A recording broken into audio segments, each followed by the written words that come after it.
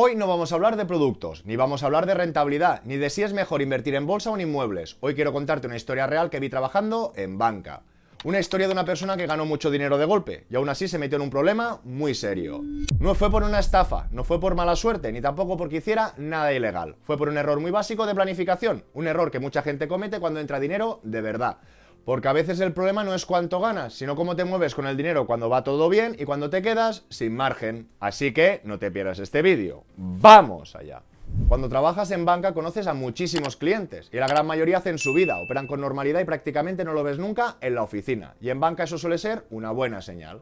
Y luego hay otro grupo, normalmente más pequeño, de clientes que sí que acabas conociendo muy bien. No porque sean malos clientes ni porque tengan impagos, sino porque están muy presentes en tu día a día.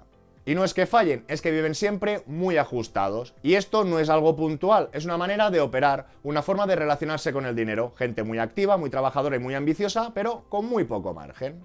Y con el paso de los años te das cuenta de una cosa. Cuando alguien funciona con el dinero así, normalmente funciona así con todo, con el trabajo y en la vida personal.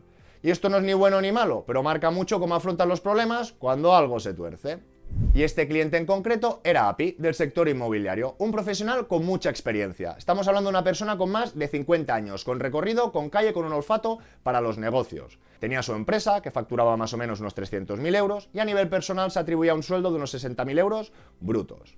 No era millonario, no vivía de rentas, pero llevaba bien, muy bien, y de hecho, para el perfil medio. Y además conocía perfectamente el sector, sabía en lo que invertía, en los inmuebles, pequeñas promociones, oportunidades y operaciones donde él se sentía cómodo. Eso sí, el patrón era muy claro y se repetía. Casi prácticamente todo el dinero estaba reinvertido. Mucho patrimonio y poca liquidez. E insisto, no por mala fe ni por irresponsabilidad, sino era su forma de entender el negocio, mover y reinvertir y tener muy poco dinero parado. Y aquí viene otra reflexión importante, porque en banca, como os podéis imaginar, he vivido o he conocido muchos clientes, del mismo sector y de sectores distintos. Y lo curioso es que no siempre los que más ganaban eran los que iban más apretados. Había clientes que ganaban mucho más, pero también con mucha más tranquilidad. Y otros que ganaban menos o incluso parecido, pero que iban con mucho más estrés. Y no repito porque unos lo hicieran bien o mal, simplemente porque cada uno administra su tiempo de manera distinta. Cada uno hacía lo mejor a su entender y no hay una verdad absoluta. Y como igual que en la vida, también hay modelos de negocio diferentes. Gente que prioriza crecer rápido, gente que prioriza dormir tranquilo y gente que asume mucha más tensión porque así se siente más cómoda. O gente que necesita margen para funcionar mejor. Y lo más importante, más que copiar a nadie, es hacer un ejercicio de introspección. Entender cómo operas tú con tu dinero, qué nivel de estrés puedes asumir y qué pasa contigo cuando las cosas no salen como esperas. Porque ahí es donde realmente ves si tu negocio es sólido o no.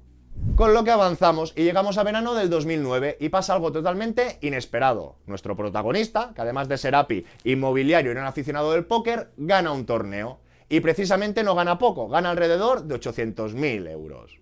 Y para que nos entendamos o poner perspectiva, este premio le podía haber cambiado la vida o media vida a cualquier persona tranquilamente. No te ibas a ser millonario de golpe, pero te hubiese dado mucha tranquilidad para poder bajar revoluciones y tener más margen. Y en este caso concreto el problema no fue ganar dinero, el problema fue olvidar una cosa clave, que no todo ese dinero era suyo, porque cuando ganas dinero de golpe hay una cosa que nunca falla, Hacienda siempre está allí. Y aquí hay un lío, así que lo explico rápido, claro, por qué es importante. El dinero que se gana en un torneo de póker no es un rendimiento del capital mobiliario, no es como un dividendo o como un fondo de inversión. Es una ganancia patrimonial, pero en este caso concreto tributa por la base general del IRPF, igual que un sueldo. Es decir, que va directo al tipo marginal que te corresponda, del 19 hasta el 47. Y da igual que juegues una vez o que juegues varios torneos en el año, Hacienda no lo considera como una actividad. Sigue siendo una ganancia patrimonial por juego. Y en su caso concreto, que aquí lo podéis ver en pantalla, solo por un premio de 800.000 euros, la factura fiscal rondaba los 370.000. A él le quedan netos 430.000, pero porque tiene que pagar 370.000 euros de IRPF. Y este dinero no es un cuando puedas o un ya veremos, es cuando toca. Y atentos porque aquí viene el punto de inflexión de esta historia. Pensar que yo estaba en el banco y cuando veo todo ese dinero hago la pregunta lógica. Lo que tocaría hacer en ese momento. Vamos, ¿qué vas a hacer con este dinero? ¿Vas a separar la parte de los impuestos? ¿Vas a dejar algo más quieto, aunque sea en un monetario, deuda a corto plazo? ¿No quieres dormir un poco más tranquilo? Y aquí es donde, siendo sincero, ya se me escapaba un poco la risilla porque ya conocía el perfil de este cliente y su respuesta fue muy clara. Y ver, lo voy a invertir todo. Y yo, ¿en qué? Y me dice en inmuebles, en mi sector y en lo que yo conozco. Y ojo, que no hizo nada ilegal, no hizo ninguna locura aparente. No se fue al casino a doblar la apuesta, sencillamente siguió con su forma de operar.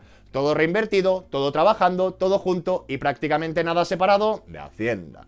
Y aquí es donde yo me enfadé o le pinché un poco más porque le digo, oye, ¿no vas a aprovechar ni este evento extraordinario para tranquilizarte un poco? Puedes sacar un poco del negocio y ganar en tranquilidad. Pues no, no quiso nada de tranquilidad, quería todo en la misma rueda, más patrimonio y seguía con poco margen. Y aquí es donde viene otra frase importante del vídeo, cuando el dinero tiene fecha, ese no es tu dinero.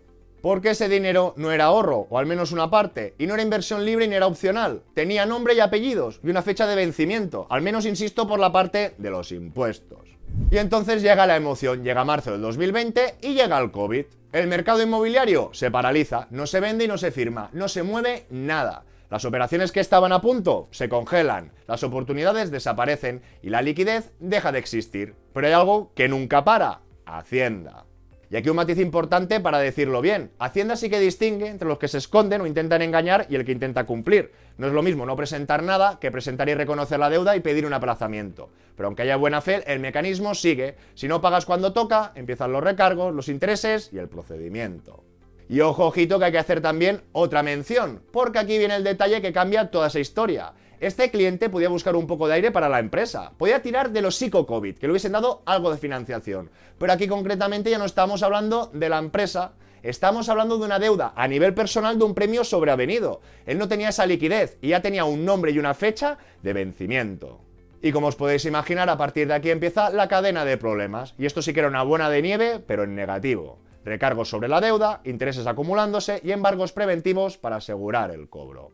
Y por supuesto que aquí vienen los verdaderos problemas, porque ya no podía vender con normalidad, no porque fueran activos malos, no porque el inmobiliario no funcionara, sino porque estaba obligado a tomar decisiones con prisa, sin margen y en el peor contexto posible. Porque recordemos, estábamos en pleno COVID, con el mercado parado, con compradores frenados y con operaciones ralentizadas o canceladas. Para dar más contexto, pensar que tuvo un embargo global, tanto de cuentas como de patrimonio. Tuvo que recurrir, reorganizar deudas y tuvo que aceptar operaciones peores de las que habría hecho con condiciones normales.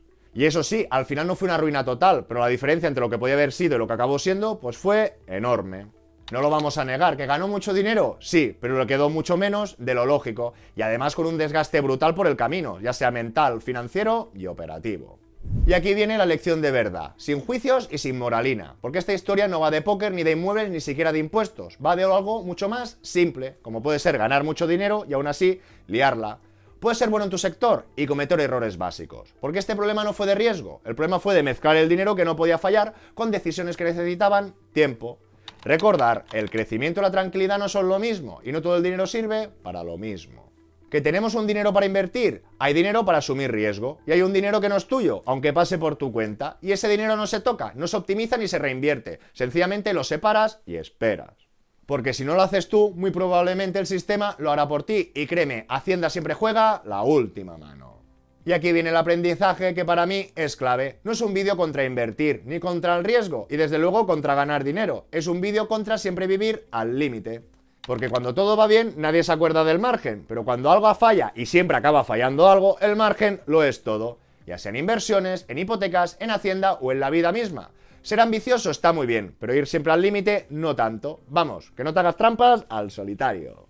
Y si este vídeo te ha hecho pensar, déjamelo en comentarios. Y te dejo un vídeo similar, pero pensando en hipotecas fijas o variables, por aquí arriba. Y nos vemos muy pronto con más y mejor.